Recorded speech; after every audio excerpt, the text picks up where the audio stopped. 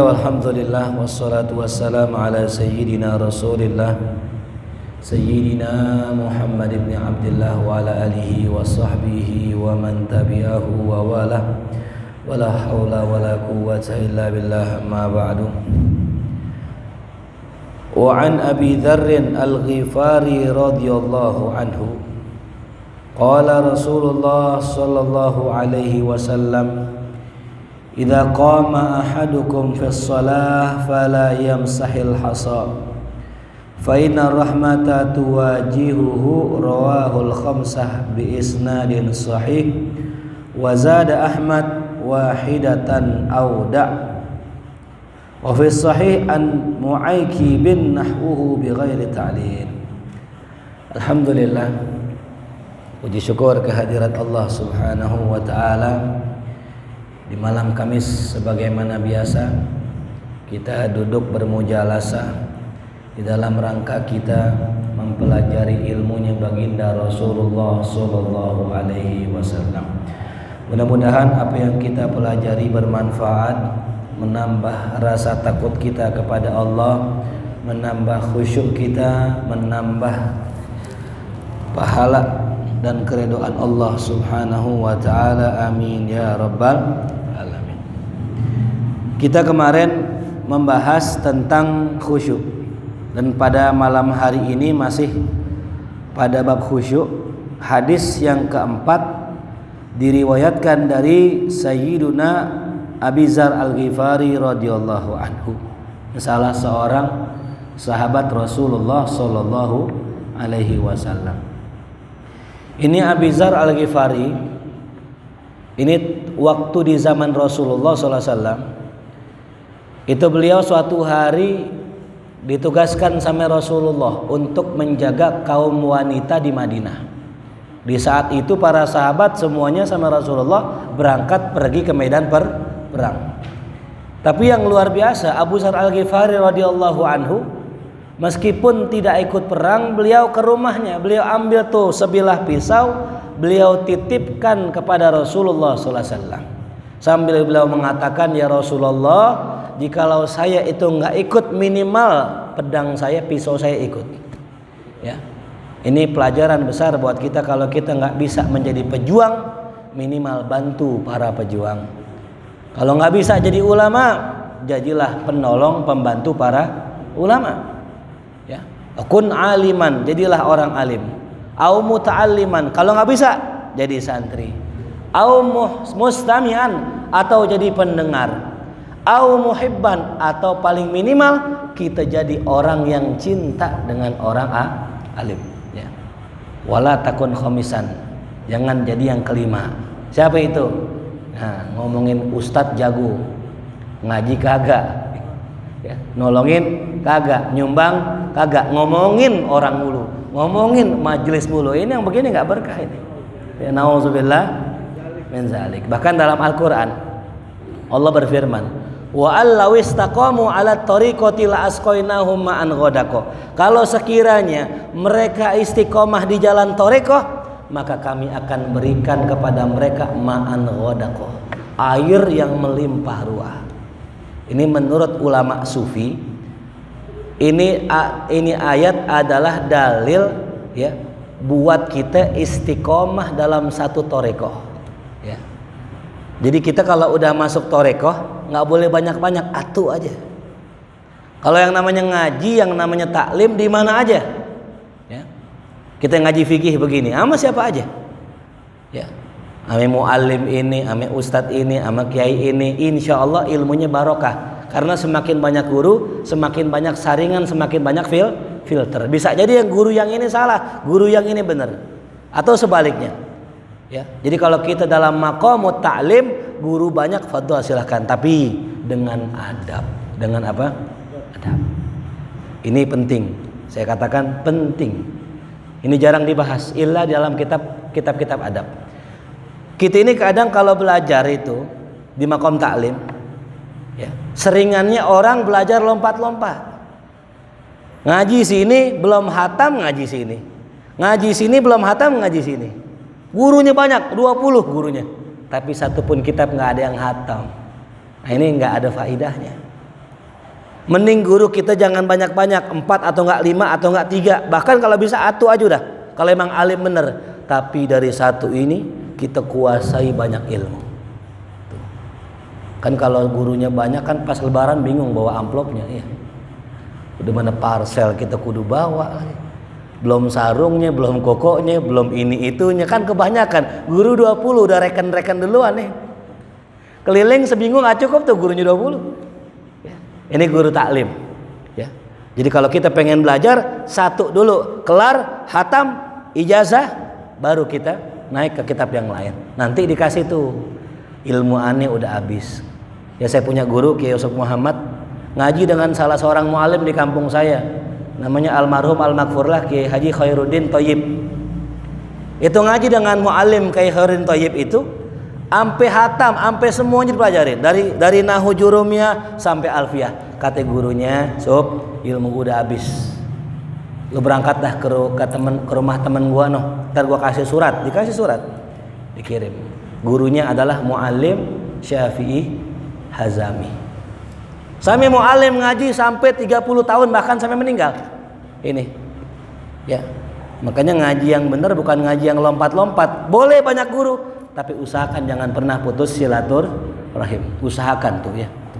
Kecuali gurunya jauh mungkin ya, di luar negeri kali gitu ya. Tuh. Nah, tapi kalau udah urusan thariqah, walau istaqamu ala thariqah, satu aja thariqahnya. Gitu. Urusan thariqah, guru mursyid satu dah kita pegang. La asqainahum ma'an ghadaqah, pasti kami akan berikan air yang banyak. Kata ulama tafsir, makna air yang banyak adalah rizqan katsira, rizki yang melimpah ya. Cuman jangan patokin rizki duit ya. Rizki nggak cuma duit, sehat rezeki, istri yang soleha rezeki, anak yang soleh rezeki, rumah tangga yang sakinah rezeki ya. Kadang-kadang orang patokannya begitu. Makanya kalau kita udah masuk thariqah, pegang baiat thariqah, udah ditalkin thariqah, istiqomah, insya Allah rezekinya nambah. Ini janji Allah ya. La asqainahum ma'an ghadaqah. Bahkan ghadaqah, makna ghadaqah kata ulama maknanya adalah melimpah. Ibarat kata gelas. Nih seorang wali. Wali kalau mereka istiqomah ya, Allah akan berikan air yang melimpah. Saking melimpah itu airnya luber sampai ke luar-luar. Nah inilah rezeki yang mereka dapat akan melimpah bahkan sampai ke bagian orang yang di sekitarnya itu ya. Makanya kita lihat Masya Allah dari Al-Habib Ali bin Abdurrahman Al-Habsyi, Masya Allah ya, bisa menghidupi orang. Masih hidup atau meninggal? Udah meninggal, masih bisa ngasih rezeki buat rakyat sekitarnya. Habib luar Batang, Habib Husain bin Abu Bakar Ali Idrus, udah meninggal, tapi udah meninggal masih bisa ngasih rezeki buat orang di sekitarnya. Coba bayangin, waktu beliau masih hidup, gimana kira-kira orang-orang yang di sekitarnya? Ajib gak? Bagaimana tuh para sunan-sunan tuh sekarang yang kita ziarah, Sunan Wali Songo. Setiap makam Wali Songo kagak ada yang sepi. Semua dikelilingi dengan apa? Orang-orang dagang di situ. Ada yang tukang parkir, ada yang tukang jagain magom, ada yang bersihin magom. Mereka mendapatkan keberkahan cuman dari satu orang itu. Nah, itulah fadilah orang yang istiqomah. Nah, termasuk nih Abu Dzar Al-Ghifari. Biarpun kagak ikut amin Nabi, cuman di sebelah Nabi dapat cipretannya Nabi kita Muhammad Sallallahu Alaihi Wasallam. Karena yang namanya orang itu ada bagiannya. Kita ini jangan maksa. Kalau emang nggak bisa jangan maksa. Contoh Abu Dzar Al-Ghifari suatu hari minta jabatan, nggak dikasih sama Rasulullah. Kenapa? Ente makomnya ini gitu. Kalau bahasa kitanya ente makomnya ini, udah jalanin. Insya Allah dengan makom yang begitu Allah kasih rezeki bisa keangkat sampai ke Allah.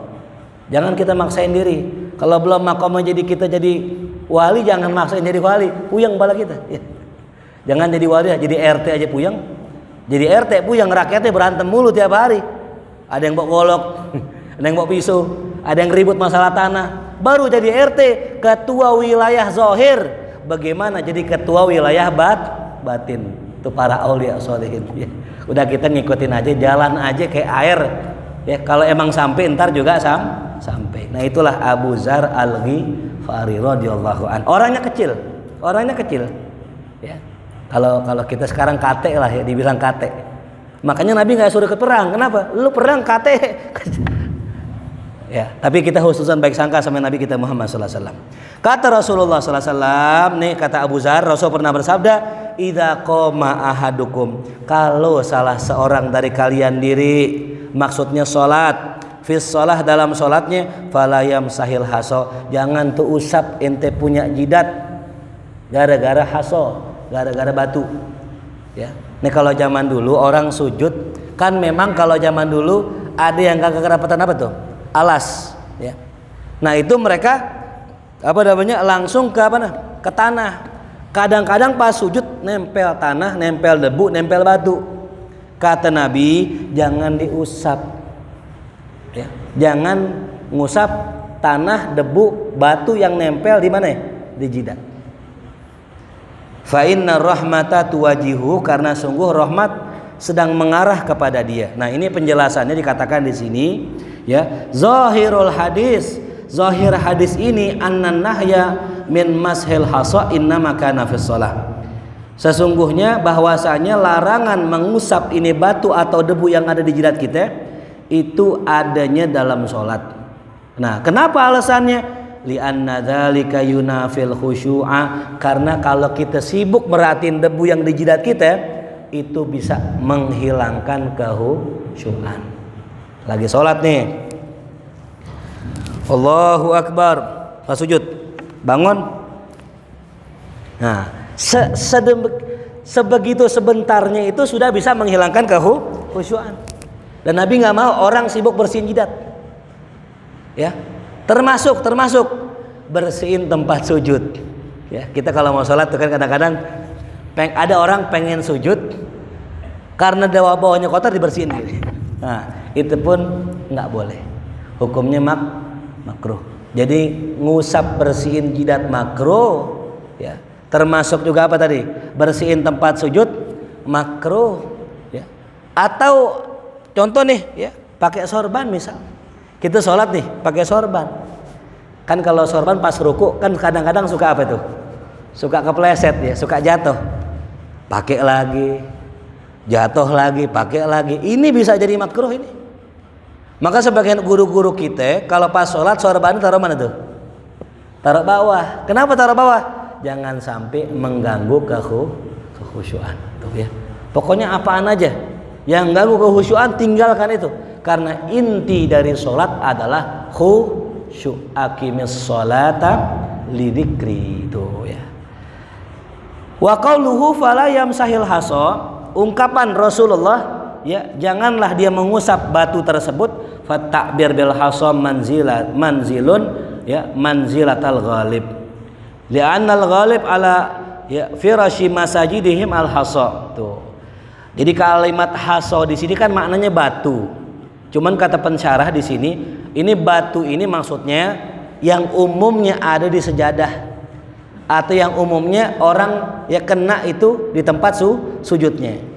Itu bisa mencakup tanah bisa, ya, wal hasir tuh ya, wal ramal, batu, pasir, apapun yang ada di tempat sejadah kita dan kita sujud nempel di jidat atau di hidung kita, maka jangan pakai diapain? Diusap. Tuh ya. Fannahyu an masil hasa inna makana ba'da dukhul fiha, dan larangan mengusap itu masuknya setelah orang memulai sholat, bukan setelah sholat. Jadi kalau orang assalamualaikum warahmatullah, assalamualaikum warahmatullah, kan ngusap tuh, nah itu boleh, ya. Dan juga afdolnya ngusap dengan tangan kanan. Ini saya kadang lihat ada orang salam ngusapnya dua-duanya. Nah ini belum ada contohnya. Jadi yang contohnya dari Nabi kita Muhammad SAW dan ulama ajarkan ngusapnya tangan kanan tuh. Ya. Bahkan ulama mengajarkan baca doa apa? Ya, baca doa. Ya. Allahumma adhib anil hamma wal hazan. Ya Allah hilangkanlah dariku yang namanya sedih dan galau tuh. Ya. Allahumma adhib anil hamma wal hazan tuh. Ya. Dan berpendapat ini beberapa ulama, diantaranya para sahabat Sayyidina Umar bin Khattab, Sayyidina Jabir, dan beberapa tabi'in, Al-Imam Masruq, Imam Ibrahim An-Nakhai, Hasan Al-Basri, dan jumhur ulama, ya, mereka itu berpendapat begitu, makruh hukumnya. Tapi berkata Imam Nawawi dalam syarah Sahih Muslim, wattafaqal ulama ala karahatil mashi, ulama sepakat atas makruhnya mengusap tadi debu atau pasir yang ada di kening kita. Li'annahu yunafit tawadu, karena itu juga ya bertentangan dengan tawadu, nilai-nilai tawadu, ya. Jadi kalau orang sholat, ya, kalau misal ada debu nempel di jidat, jangan dibuang, menunjukkan sifat penghambaan, ya, tuh. Ada nilai tawadunya. Sama orang sholat gulung tangan, makruh hukumnya. Orang sholat nih, tapi tangannya digulung gini, ini juga makruh. Allahu Akbar tuh.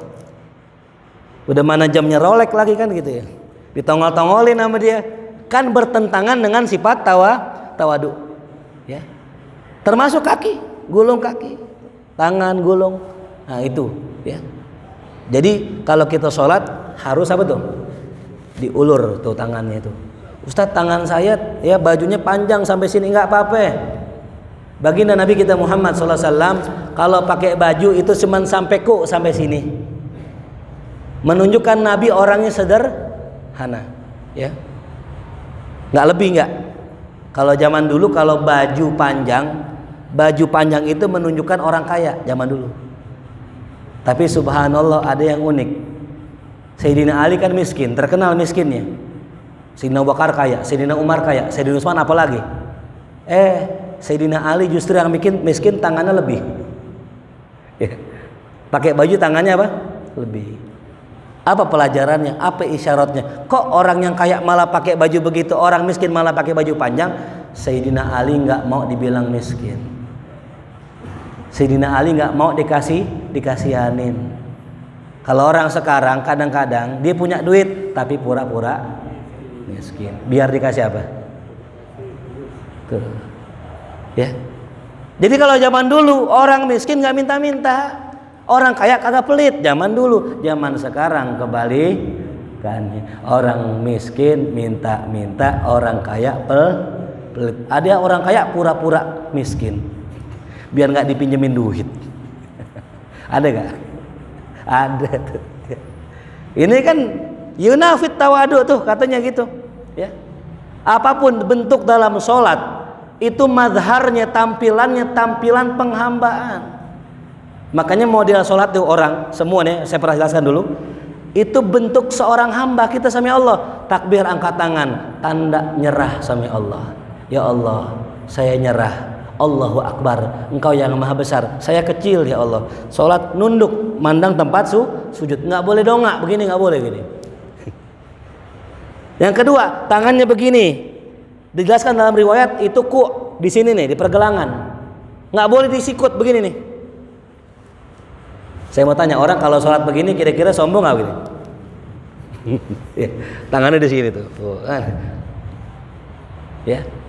Yang saya pernah jelaskan dalam ilmu firasah, dalam ilmu cara membaca tubuh, kalau kita duduk sama orang, kita ngobrol sama orang atau diskusi tukar pikiran, orang kalau udah begini nih jangan diajak ngomong. Kenapa? Nggak masuk ilmunya, sombong. Tuh. Bahasa tubuh tuh memperlihatkan hati, ya. Bahasa tubuh memperlihatkan hati. Sama kayak kita sama bini kita masya Allah ajib, nggak pakai ngomong kita paham. Pulang ke rumah, ya, salim bolak-balik, oh baik nih, bini lagi hair, cium tangan bolak-balik. Kenapa? Lakinya pulang bawa amplop tebel. Tapi kalau kita pulang sampai bini kita cuman sekali salamannya nggak pakai dicium lagi bini, gitu. Masuk ke kamar, kasur langsung ngadep sono. Ada masalah nggak? Ada masalah. Dari gerak badannya udah ketahuan. Tuh ya. Dan kita sebagai seorang suami kudu cerdas memahami istri, ya. Kalau seandainya memahami suami hanya butuh 1 jilid buku, kalau memahami istri kudu berjilid-jilid buku, karena semuanya bahasa isyarat semuanya. Tuh. Ya. Dan ada satu yang unik. Orang tuh kalau cinta, ya, hair lagi baik, bawaannya pengen banyak ngomong. Jadi kalau bini kita pengen banyak ngomong, bini kita lagi baik. Tapi kalau bini kita nih ngomong dikit-dikit, kalimatnya pendek-pendek, udah makan belum? Belum. Mau jalan nggak? Nggak. Udah sholat? Udah gitu. Pertanda bini kita lagi marah. Tuh ilmu psikologi ngajarin begitu. Dan subhanallah itu ilmu dari Quran ternyata. Ilmu dari Quran. Dari mana taunya? Surat Toha buka tentang bagaimana kisah Nabi Musa ditanya oleh Allah. Ya Musa, matil kabiyaminika. Apa yang di tangan kanan ente? Allah cuma nanya, di tangan ente ada apaan tuh? Kata Nabi Musa, ya Allah, ini tongkat saya pakai buat ini, saya pakai buat itu, saya pakai buat ini, saya pakai buat itu. Ya. Dijawab dengan kalimat yang panjang. Kata ulama, begitulah orang kalau cinta, ditanya satu jawab 1000 gitu. Ada aja yang dibahas begitu ya. Sama kayak kita punya bini, kalau lagi hair, lagi cakep, apa aja diomongin sama bini kita. Hati tetangga kita diomongin, hati tetangga beli kulkas diomongin. Itulah tanda orang cinta, akan banyak berbicara dengan yang dicintai. Maka seorang hamba yang cinta sama Allah pun sama, akan banyak berbicara tentang yang dicintainya. Sallu ala Muhammad. Nah ini ya. Kenapa kok nggak boleh tuh yang namanya tadi tuh ya? Sama li'annahu yusgilul musalli, karena itu bisa menyibukkan orang yang sholat. Bahkan berkata Al-Qadi karihas salaf, ulama salaf memakruhkan ngusap nih yang namanya jidat dalam sholat, wa qabla insiraf, bahkan sebelum berangkat ke masjid. Sebelum ke masjid. Jadi kalau misal kita di jalanan nih, di jalanan kena debu ya, masuk masjid, ada sebagian salaf ya, kalau bisa pertahankan seperti itu. Kenapa? Karena itu madhar atau gambaran seorang hamba itu ya. Wa qala Syaukani wa haka an-Nawawi dalam kitab Syarah Muslim, ulama sepakat tuh atas kemakruhannya tuh ya.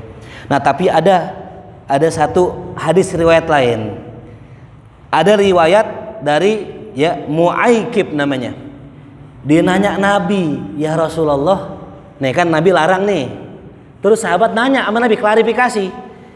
Ya Rasulullah tuh ya, bagaimana kalau saya ngusap ya Rasulullah? Nih sahabat nanya, kalau saya ngusap gimana? Kan Nabi larang tuh. Kata Nabi, wahidatan auda. Kalau ente mau ya cukup sekali atau tinggalkan ya. Dari riwayat yang satu tadi ya, bahwasanya ternyata Nabi membolehkan cuman 1 kali. Jadi kalau kita habis bangun sujud ngelap sekali boleh, tapi jangan 2 kali, apalagi 3 kali. 1 cukup. Subhanallah tuh ya. Nah, ini nih perkara masalah khusyuk penting. Jadi ada orang, nih ada kisah Habib Umar bin Hafiz cerita tuh ya. Saya nonton video beliau, ajib luar biasa nih kisah ya. Habib Umar sampai ketawa nih kisahnya, Masya Allah ya. Ada orang sholat. Ini orang sholat, Allahu Akbar ya. Biasa sholat ya. Cuman nih orang sholatnya lalai ya. Sholatnya apa? Lalai. Yang kalau kita sholat tuh kadang-kadang mikirnya apaan aja dipikirin.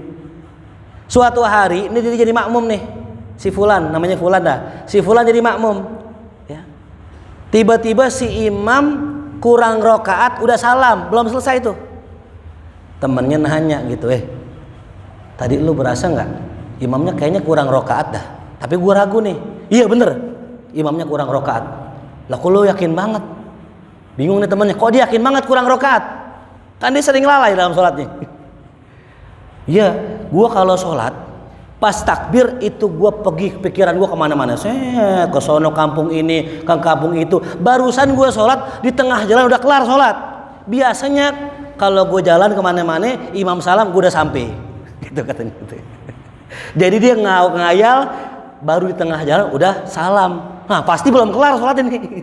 Karena kebiasaan gue kalau udah sampai baru imam salam. Tuh ngitungnya dari situ tuh. Subhanallah. Jadi ada orang sholatnya lalai, pikirannya jalan. Biasanya udah sampai pas banget imam salam, ini baru tengah jalan udah salam. Pasti imamnya kurang rokaat. Sallallahu alaihi Muhammad. Tuh, jadi ada orang model sholatnya begitu tuh. Lalu kemudian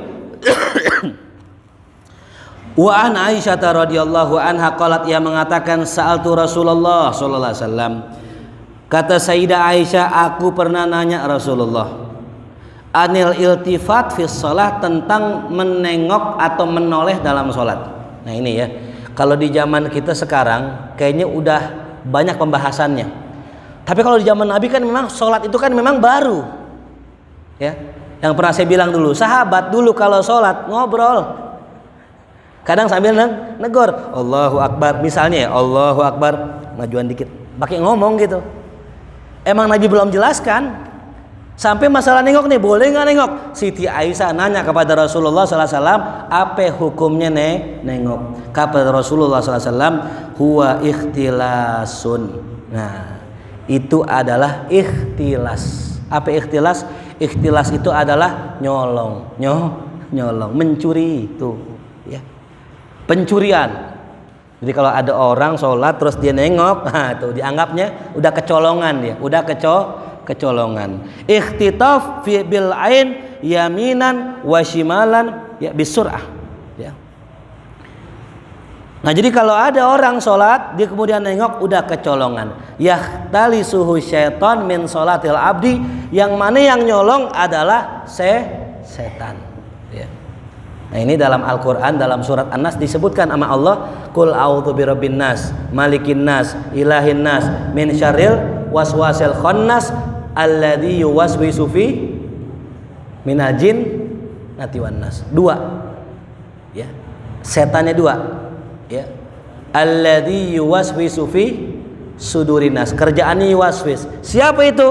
Ya, min syarril waswasil khannas. Nama setannya apa? Khannas. Inilah yang kerjaannya bikin hati kita was-was. Lagi sholat, Allahu Akbar. Kebetulan yang sholat baru punya motor PCX di depan, baru beli motor PCX, dibisikin nama Khannas nih, ya. Awas lu baik-baik, motor PCX lu hilang. Ih bener juga ya, mana belum kekunci ganda lagi, ya ntar hilang dah. Pas ruku, lihat imam lama banget lagi, imamnya lama, rukunya kelamaan lagi. Wah apaan aja udah tuh. Itu pikiran sampai akhir sholat, pikirannya motor. Siapa yang bisikin? Setan. Namanya siapa? Khannas. Baik-baik namain anak Khannas gitu ya. Oh cakep nih nama nih, di Quran ada, namanya siapa? Khannas. Waduh, Khannas. Nama setan itu. Ya. Jangan mentang-mentang di Quran terus kita bilang bagus. Itu bisa jadi nama apa? Nama buruk. Kayak para habaib kita nih kalau baca Quran, baca Fatihah nih, dengerin ya. Mungkin para jamaah ada yang enggak.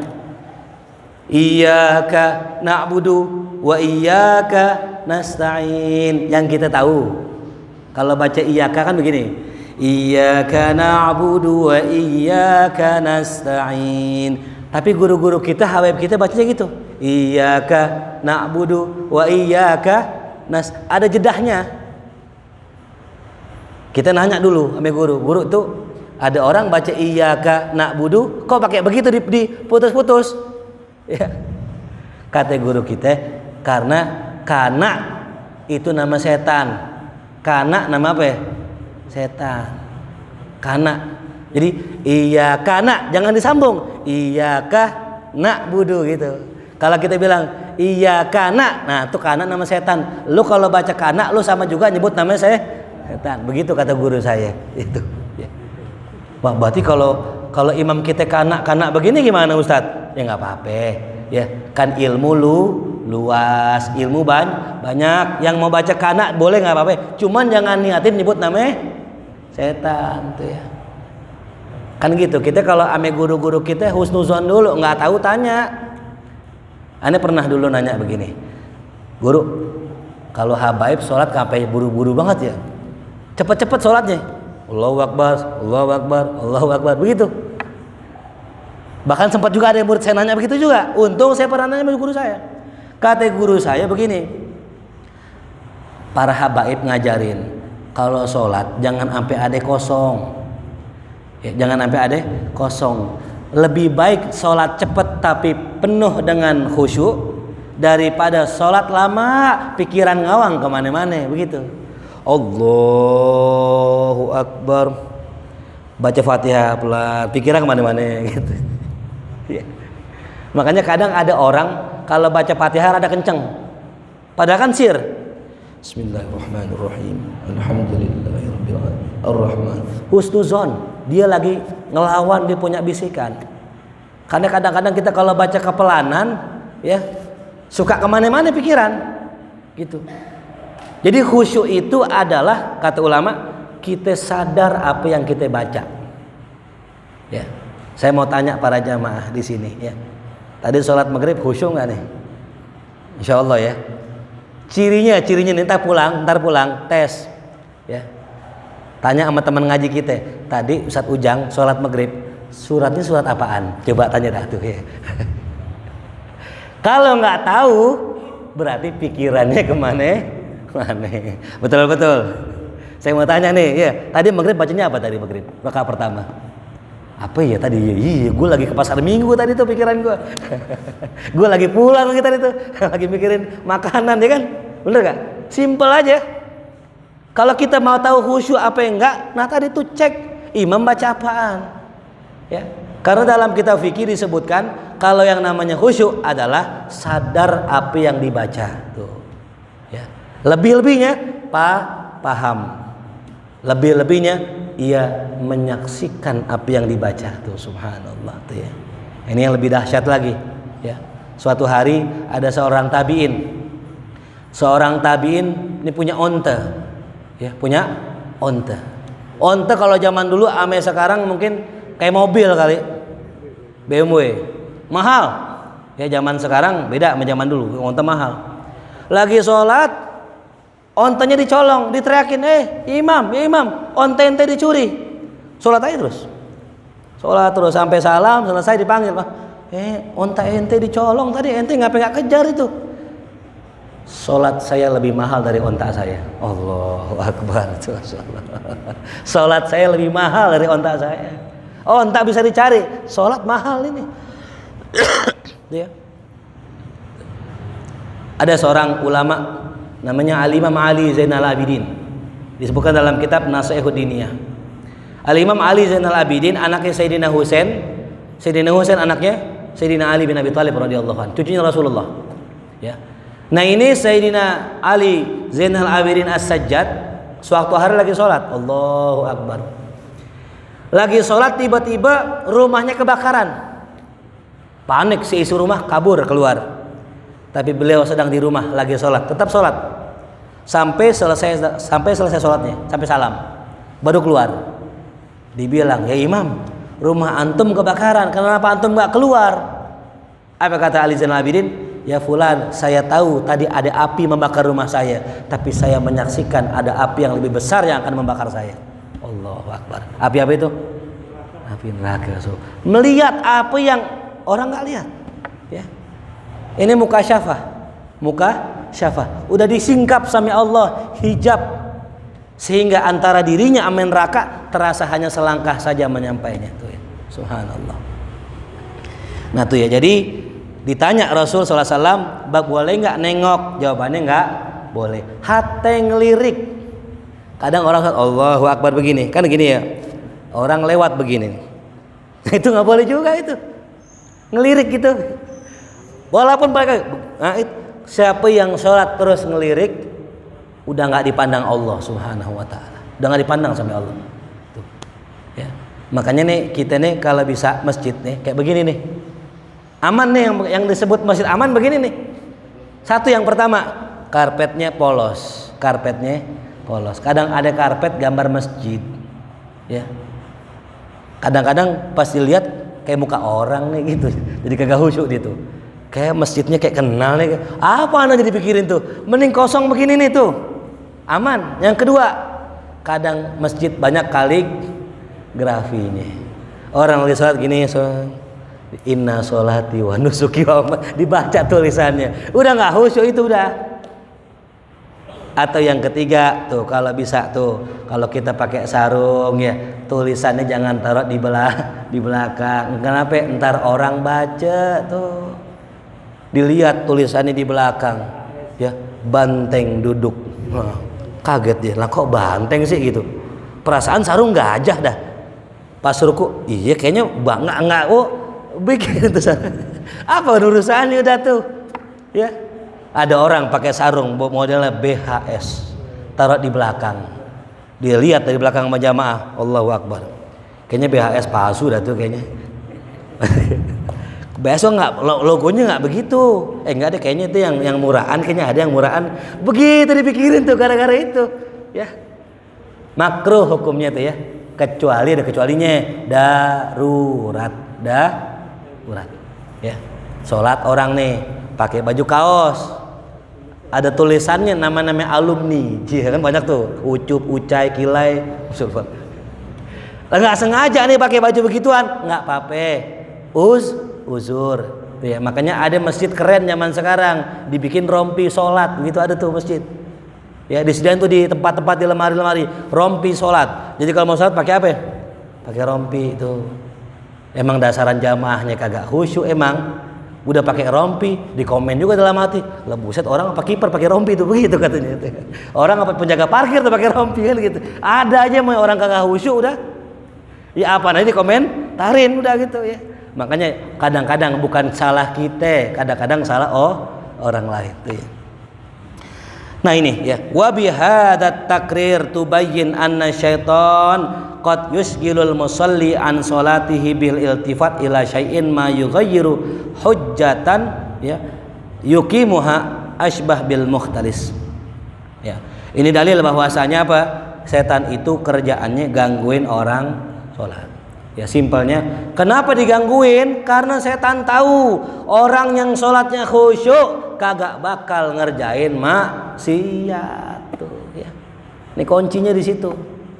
Dibikin gak khusyuk dalam sholatnya, sholatnya nggak bermakna, sholatnya nggak bisa mencegah perbuatan keji dan munkar. Inna sholata tanha.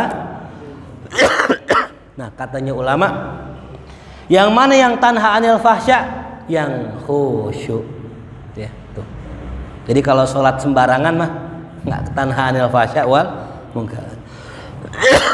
Dalam hadis Nabi kita Muhammad sallallahu alaihi wasallam, la yazalullah muqbilan alal abdi. Ya, Allah senantiasa menghadap hambanya ya dalam sholatnya, malam yatafit, selama tuh hamba kagak nengok. Sallallahu ala Muhammad. Bismillahirrahmanirrahim.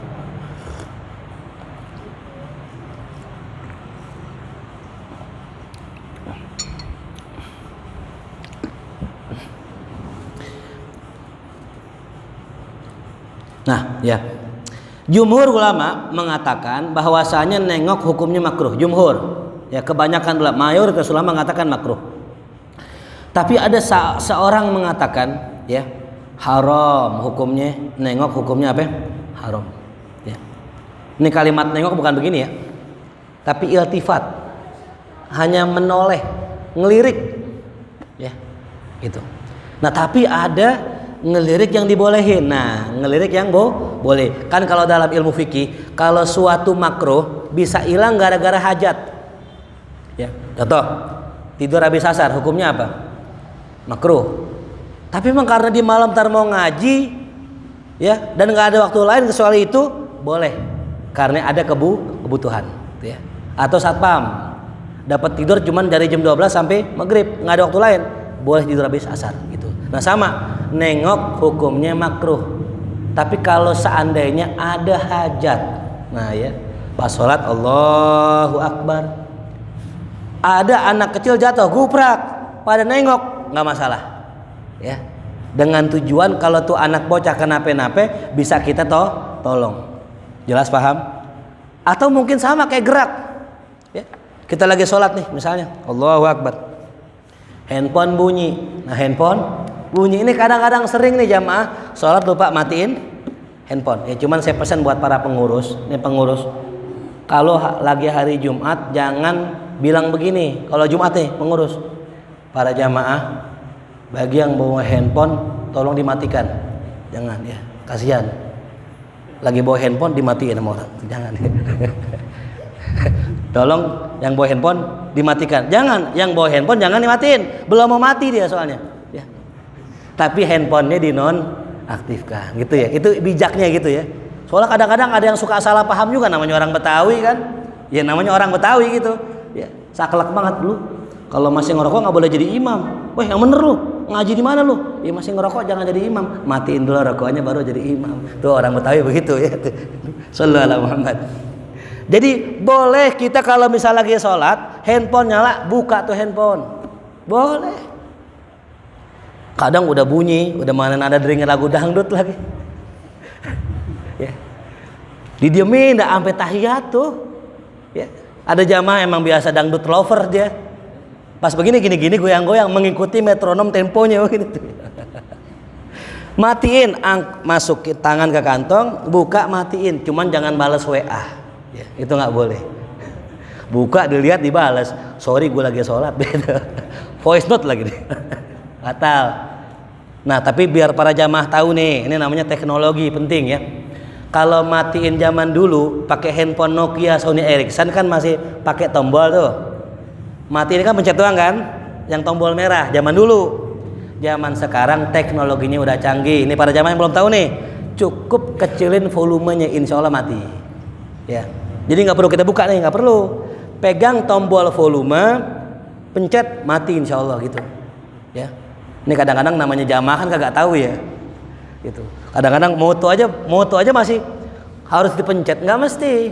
Kalau kita moto nih, cukup pencet tombol volume, itu moto sendiri udah gitu. Ya, sama kayak tadi gitu. HP nyala, nggak usah buka begini, nggak usah. Pencet aja tombol volumenya, mati dia.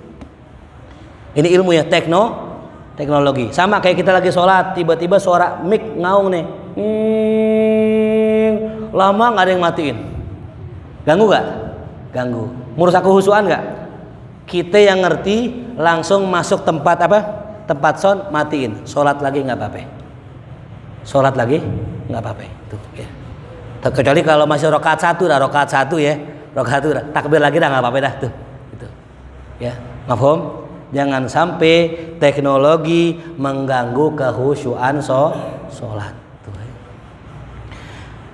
Dalam hadis yang lain Nabi kita Muhammad sallallahu alaihi wasallam bersabda, iyyaka wal iltifat fi shalah. Hati-hati dari yang namanya nengok dalam sholat. Fa innahu halakatun, karena sesungguhnya nengok dalam sholat adalah halakah. Tuh ya. Fa in kana la budda, kalau seandainya mesti dan harus, fa fit tatawu, maka boleh dalam sholat sunnah. Tuh ya. Jadi kalau dalam sholat sunnah memang ini Allah kasih keringanan. Ya. Contoh, orang boleh sholat sunnah di kendaraan, di perahu, di mana lagi tuh, di kereta, naik motor, itu boleh kalau sholat sunnah. Ya.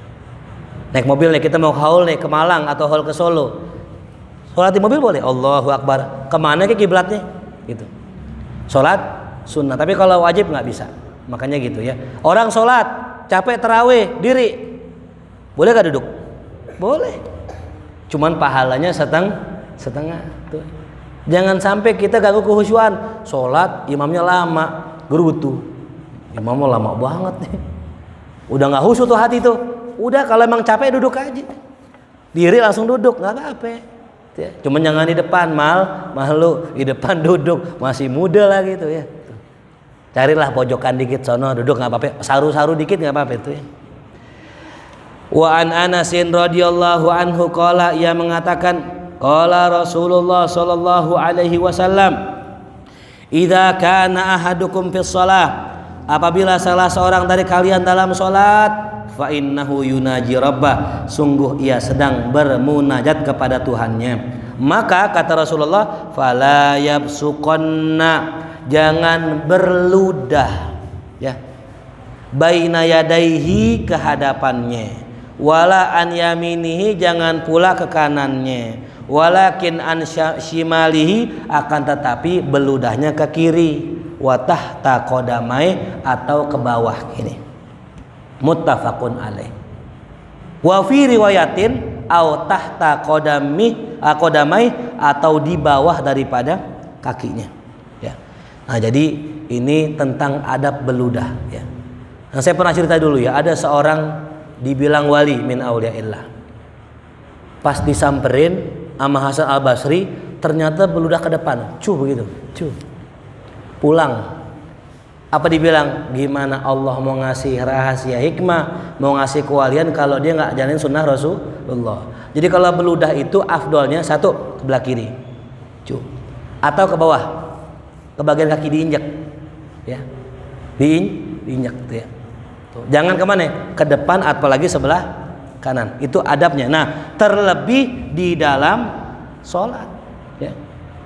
Makanya yang paling aman kita sholat pakai sorban nih gini nih, ya. Mau beludah ke sorban, aman, ya. Mau buang ingus ke sorban, aman, boleh. Ketimbang kita buang reak, buang gitu itu. Ya. Ini nauzubillah jangan sampai terjadi di masjid kita, nauzubillah ya. Makanya adab orang kalau lagi pilek, lagi meler, bawa apa tuh? Bawa sorban. Tujuannya kalau sholat, di tengah sholat cas ces, ganggu gak ke sebelah? Ganggu. Kata sebelahnya cas ces mulu, gitu. Ada yang, waduh ini bahaya ini. Bawa sorban udah tuh, buang ingus nggak apa-apa, yang penting di mana tuh? Di sorban. Tuh, ya. Usahakan begitu. Ini adab yang diajarkan Nabi kita Muhammad Sallallahu Alaihi Wasallam. Nah, dalam riwayat yang lain Nabi katakan al-busaq fi masjid khati'ah. Beludah di masjid itu adalah kesalahan. Ya, adab nih kita. Ya. Nih kata guru saya jangankan beludah, ya. Buang upil, maaf ya. Buang upil.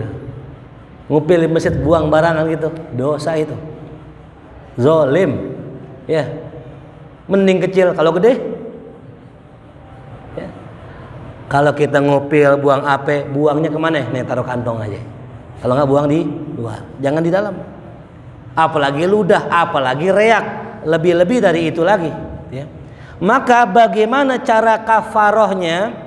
Ya, cara kafarohnya menutupi dosanya adalah dafnuha, dikubur. Zaman dulu nih, zaman dulu masjidnya masih tanah, masih pasir tuh. Ludah, nggak sengaja kelepasan, kubur tuh, tutupin. Ya, jelas ya. Kalau sekarang cuci, ya. nggak ludah apa kita beriak di karpet, cuci bersihin. Cuman jangan semuanya, cukup bagian yang apanya, yang kena liurnya aja atau nggak kena riaknya aja itu. Nah ya, inilah ya sekedar daripada bab tentang masalah khusyuk. Nah kenapa sih alasannya jangan beludah di masjid? Karena nanti karpetnya bau. Ya, saya pernah sholat di masjid, cakep masjidnya, enak, ada AC-nya. Yang luar biasanya kita sujud wangi tempat sujudnya. Ada tempat kita sujud bau iler. Allah. Ya. Mungkin orang saking khusyuknya di masjid tidur saking khusyuknya. Maka kata beberapa pengurus masjid bikin tulisan dilarang tidur di dalam. Kenapa? Takutnya pas lagi tidur keluar liur. Kena tempat tidur, kena tempat apa? Tempat sujud sini. Pasti cium, wangi nih. Khusyuk nggak? Enggak. Nah makanya nih buat peningkatan aja ya. Ada di beberapa masjid tempat-tempat yang besar itu mereka itu perhatian kepada karpet juga. Jadi karpetnya disemprotin minyak wangi, disemprot serat semua. Biar orang yang sujud khusyuk tuh ya. Jelas paham para jamaah ya. Jadi tadi ya, diantara kenapa sebabnya nggak boleh beludah karena bisa nanti menimbulkan bau yang menghilangkan kekhusyuan. Wallahu a'lam bishawab. Udah dikit lagi azan. Baik, mungkin ada pertanyaan sampai sini yang mau nanya, betul?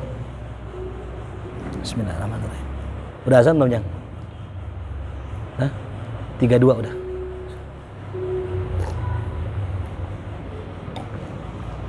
Baik, kita baca surat Al-Fatihah. Umur kita fi taatillah. Semoga Allah sampaikan kita pada bulan suci Ramadan. Mudah-mudahan kita semua dijaga kesehatannya sampai Allah, yang sakit disembuhkan, yang hutang dilunaskan, yang punya hajat dikabulkan, yang punya urusan dimudahkan. Kita semua mati husnul khatimah, dikumpulkan bersama baginda Nabi kita Muhammad sallallahu alaihi wasallam. Ala hadhihi niyya al-Fatihah. A'udzu billahi minasyaitonir rajim. Bismillahirrahmanirrahim. Alhamdulillahi rabbil alamin arrahmanir rahim maliki yaumiddin. Iyyaka na'budu wa iyyaka nasta'in. Ihdinas siratal mustaqim siratal ladzina an'amta 'alaihim ghairil maghdubi 'alaihim waladdallin. Amin. Bihaqqil Fatihah, sirril Fatihah, karamatil Fatihah. Iftah lana abwabal khair wa akhtim lana bil khair waj'alna wal hadirin wa dzurriyyatina min ahlil khair, min ahlil ilmi, min ahlil ikhlas, min ahlil wilayah, min ahli la ilaha illallah, min ahli salamah